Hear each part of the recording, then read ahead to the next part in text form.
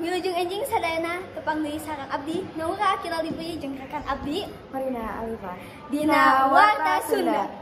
Timnas Indonesia versus Jepang dina laga final grup D Piala Asia 2023 di Stadion Al Tumama Doha, Qatar, Rebo 24 Januari 2024. Ketua Umum PSSI Erick Thohir datang langsung ke Qatar pikeun ngamotivasi skuad Garuda.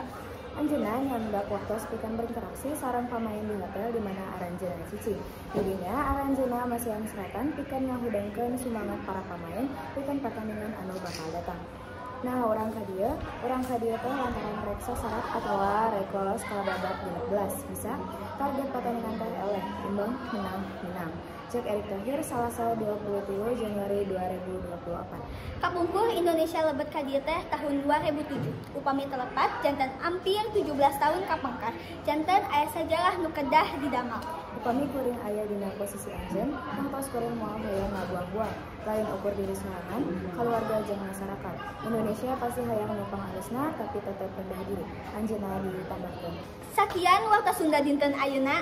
Patepang di jeung Warta Sunda salajengna.